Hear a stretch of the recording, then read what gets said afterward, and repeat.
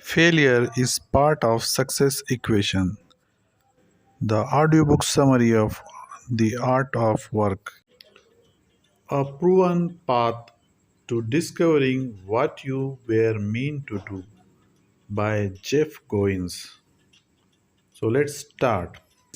Failure is part of the success equation. People dread failure because of how society paints it. In the eyes of the world, failure means you're not smart enough, but that is simply not true, at least hardly so. We need to change our views on success and failure. Think of it this way: success is the destination, and failure is merely a stop in the way. Let's use the popular bicycle riding illustration to explain this.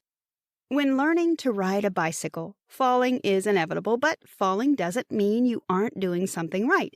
It simply means your body is trying to adjust to a new skill. That's how it is with your life's work. Your purpose is something you've never done before. You're treading new grounds, and you don't even know exactly what you're doing, so failing in some things is inevitable. Don't let failure weigh you down, and don't let anyone use it against you. Remove failure from your vocabulary.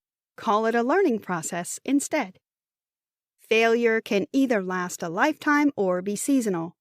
The first one is what you should avoid at all costs, but the second type of failure is normal. Lifetime failures are products of barking up the wrong tree. You can be successful doing the wrong thing, and that is very bad. Do this. When you see yourself going in a direction contrary to your dreams and passions, pause. Go on a retreat and really think about what you're doing. Change directions if it doesn't align with your deepest desires. Conclusion.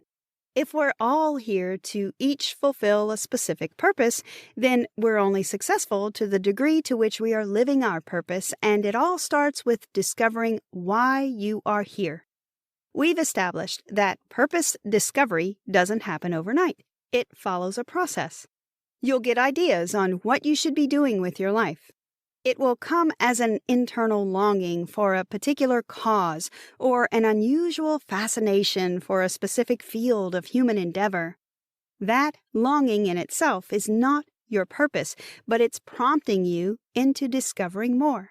The more you take action on your promptings, the more clarity you get. Patience is important in all these. You can't force things when it's not yet time. The best you can do is take action and believe that you are getting ahead. The reason you can't just rush into it is that there are skills that you need to acquire along the way, and these take time. You won't even know all the skills needed when you begin, but when you look back after several years, you'll see the skills you've acquired and the maturity you've attained over time and realize that you wouldn't have been effective in performing your life's work without them. If purpose discovery is the beginning of your life's work, what is the crown of it? Is it death?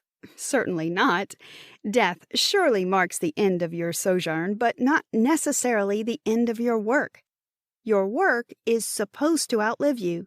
You make this happen by passing on your legacy. The crown of your life's work is when you're able to replicate yourself in others whose paths are similar to yours. Try this. Think about the work you'd like to be remembered for after you die. Start doing it if you haven't, because that's your purpose right there.